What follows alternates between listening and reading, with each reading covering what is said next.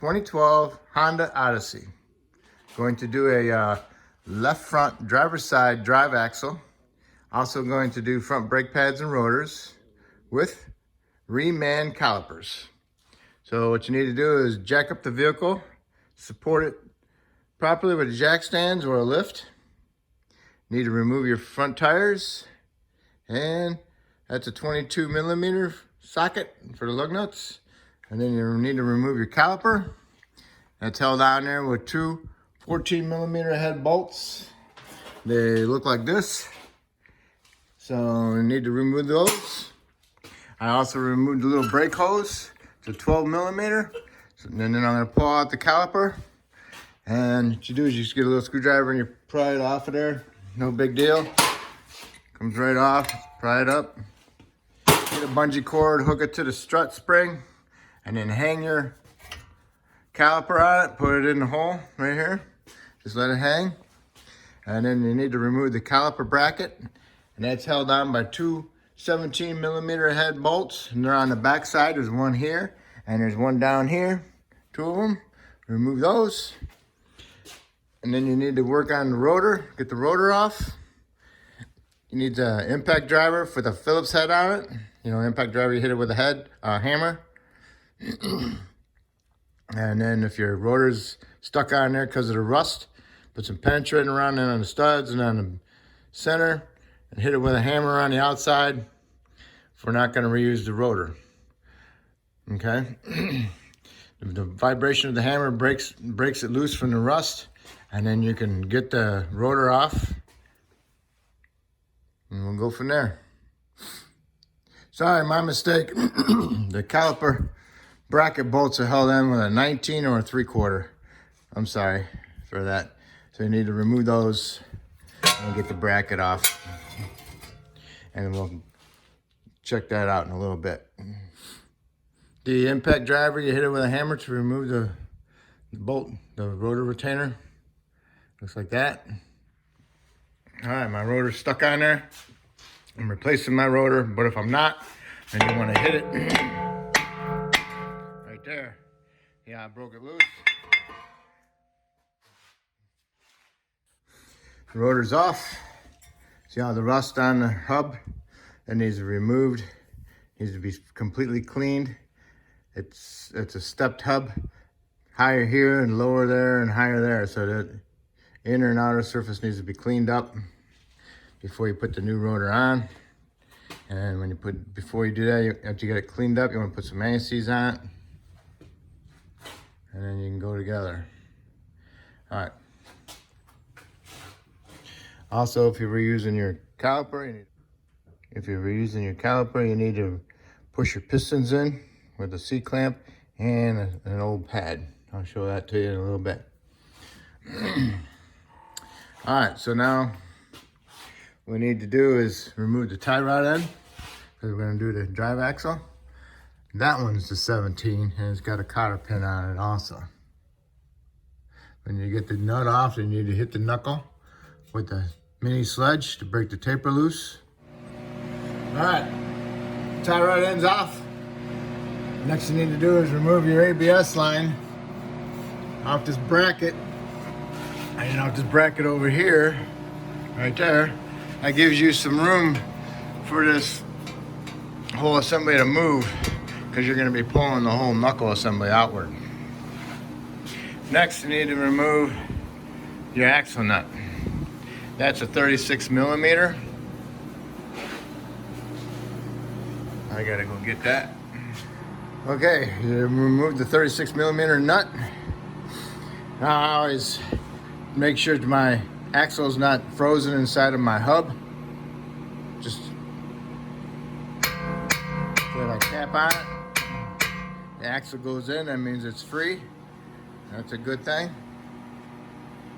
Next, I'm going to remove my lower ball joint, factory cotter pin, and loosen my nut up and take my nut off from my ball joint. And then I'll hit it right there with the sledgehammer, break the taper loose, and then slide down on the lower control arm to get the ball joint out of the knuckle. pry the control arm down between the stabilizer bar and the control arm. Pry the ball joint out of the knuckle. Push the knuckle backward so that the knuckle is not hitting the boot on the ball joint to damage it. And then next we want to pull this whole knuckle assembly, strut assembly outward and pull the axle out of the knuckle itself. To pull that assembly out, I'll stick an extension, 3/8 long one, inside of the knuckle, not where the ball joint goes, and use that to pry the whole assembly outward. And then I'll stick a 2x6 or 2x4 in between the fender well and the strut assembly to hold it out so I can get my axle out properly. All right. I got a pry bar like that, and I'll stick it up between the trans and the frame. Go up behind this axle itself. It'll be like right there, like that. And then I'll pry it out, give it a quick shove, you know, very quick, boom. And it pulls it out of the axle because it's held in with a little C-clip. What you're trying to do is break that loose. And then once you get it loose, then you can just finish prying it out of there. And as you're prying it out, support the other end of the shaft so it's not putting all the weight onto the end up here. You want it to come out as straight as possible so you don't damage that seal when you pull it out of the trans. Okay, match up your new axle. Looks pretty close, but it's a little bit shorter. But this is from Honda, according to the VIN, supposed to be the right one. It's just a little bit shorter. It might be because it's a new one and the boots are keeping it together, because like this one's all spread apart a little bit. Okay, so anyway, need to put some petroleum jelly Vaseline on that, on the input shaft that goes into the trans, and make sure you stick it in there and get it lined up, and make sure you get it all the way in so that these C-clips snap in inside the differential, inside the transmission. You might have to put a block of wood on the end here, as long as this is straight, and hit the block of wood to seat it, okay? Just make sure it's straight when you're doing that. You get it in there, get it lined up, get it started in the splines, and then what I'll do is I'll pull the shaft a little bit so it's stretching it, and then I'll slam it back in. I'll use this in like a slide hammer, bam, bam, okay? And you'll hear it clunk, and hear it go in. All right, so now I need to do is put some ASCs on my splines and the inside of my hub, put some on my ball joint a little bit, and then I need to pry my control arm. I need to pry my knuckle out, get my wood out. Okay, I got it in. I get it started into the splines, and I push it in the best I can. I get this straight as possible. I'll pull this joint out a little bit, and I'll slam it in, and I'll use it like a slide hammer. And it pops that joint right in there, and you'll hear it clunk. Sounds solid, and that's when you know it's in. And then I want to do is get my extension in here, pry it out, get my board out, line up my shaft into my splines a little bit, release the tension on it, and then I'll get my pry bar, get underneath my stabilizer bar and my lower control arm, pry it down, and get my ball joint lined up, and then release the tension on it so it starts inside there. Push my shaft in a little bit more as I can, and if the shaft is going good, everything's going good, then you can just go over here and push the whole thing in, and the ball joint goes inside there, as long as you got it started. All right, let's see. Okay, this is where I'm at right now. Now I need to do is pry my arm down, and then get that ball joint started in there. Okay, as you're prying down the control arm, get these splines started. It's got to start a little bit. If you don't get them started, then you're not going to be able to push that knuckle over the ball joint. Get the splines started a little bit. Turn your hub to line them up. Get them started. Once you get them started, you can get your ball joint in there like that. And then, like I said, come over here and you give it a good push. And we'll see. Nope, that didn't go in it. Give it a good push. See which way it's angled. Boom. See? It's in there. All right. Now all you gotta do is put your nut on, tighten it up. And as I'm tightening it up, I'll put my pry bar in between the hub and the bearing housing. And I use that to help tighten up the nut so I don't put all the tension on my new joint.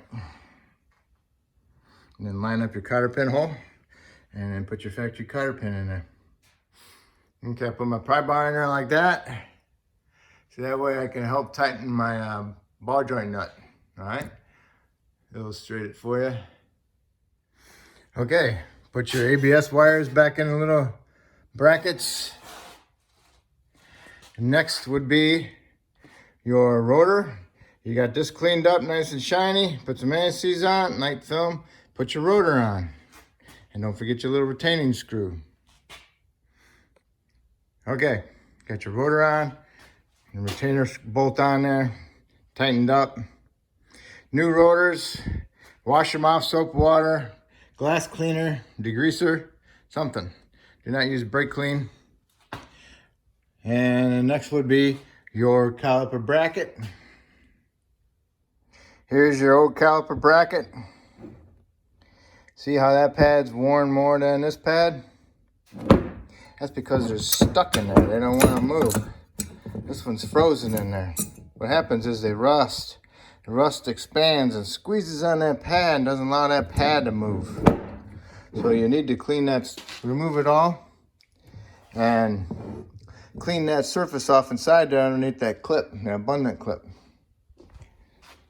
You need to make them look nice and new, okay? And then what I'll do is I'll put some paint on that surface, on there.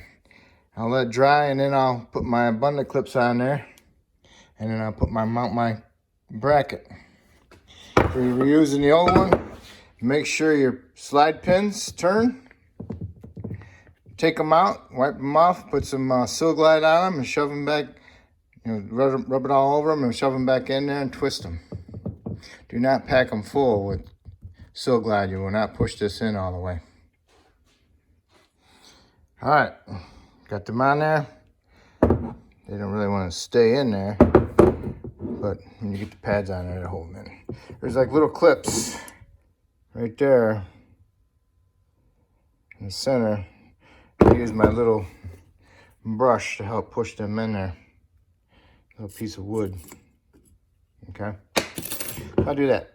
So now I'll mount this with my two big caliper bracket bolts. All right, caliper bracket bolt. Torque is 100 foot-pounds. Next you need to do is put your brake pads in. As you're putting the brake pads in, you got to make sure you're pushing these clips into the bracket. Otherwise, you'll bind the pad. Also, the squeaker goes on the inner up towards the rotation of the rotor. So you want to put this side in first, pushing that clip up in there, and then get your other hand down in there and push down on the clip so this can go in. And you put it in at an angle like that and slide it in. Takes a little bit to get this inner one in, but you can do it. The hard part of it is pushing this way on it. Once you got that figured out, pushing on against that little spring there, then you can get them slid in there. All right, so those are in there. So now you need to do is get your caliper and an old pad and a C-clamp, get it on there, tighten it up and push those pistons in, all right? I'm gonna use new calipers, remans, so I'm not reusing these, so I'm gonna push this off to the side, and I'm gonna mount my new caliper on there. Put them little springs in there. Look at the old ones where it went in one of these little holes, okay? Then you can put your caliper on there and put your bolts in. Tighten those bolts to 35 foot-pounds. Okay, they look like that. All right, put your caliper on. If you can't get it past these slide pins, push the slide pins in, and it goes right in there. Put them on there, get them started, snug them up, torque them 35 foot-pounds. If you're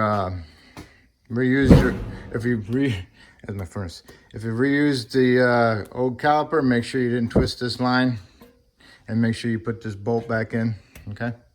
All right, I'm replacing the calipers, so calipers on. Now I'm gonna pinch off the brake line, pair of vice grips. I just tighten them up just enough to pinch them to restrict the flow.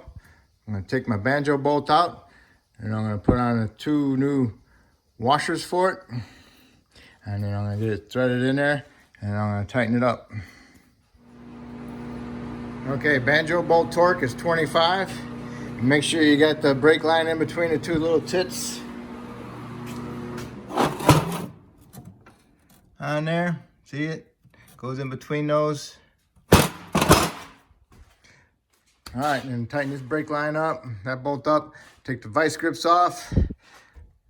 Take my bleeder screw out and put some anti-seize on it. Let it gravity bleed. Gravity bleeding. What I'm gonna do is I go over here and I do this.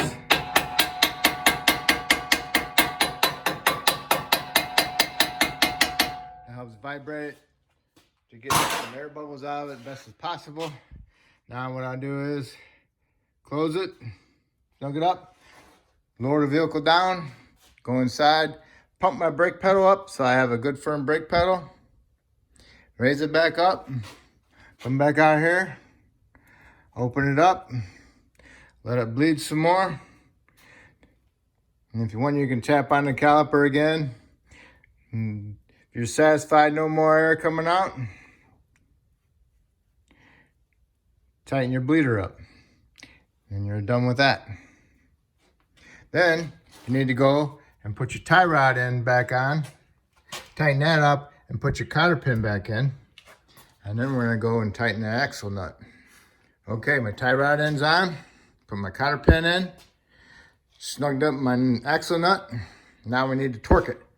I'm gonna torque it to 180 foot-pounds. All right, so you turn it. Oh, how do I keep from turning?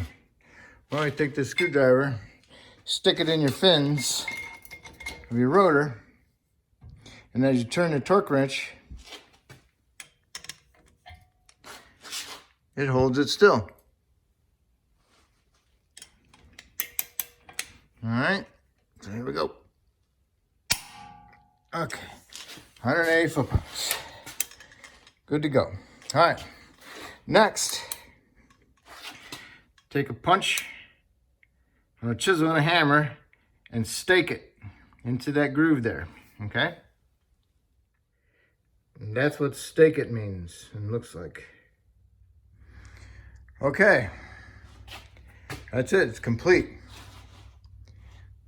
If you want, you can go inside the car now, pump up your brake pedal, make sure you got a good firm hard pedal. If it's got a good firm hard pedal, put your tires on and torque your lug nuts to 100 foot-pounds. But always make sure you got a good firm pedal before you go and put it in drive or reverse. Because if you put it in drive and reverse really fast like you usually do, you're not gonna have any brakes because you didn't pump up your brake pedal. So make sure you got a firm brake pedal before you put it in drive or reverse. And that's it. And don't forget to top off your master cylinder and put the cap back on. If I helped you if you're doing brakes, make sure you do the other side the same exact way. If you're doing the other axle, I got a video for that too. All right, if I helped you with this video, maybe you can help me by subscribing to me. If you already did, I appreciate it, and thank you.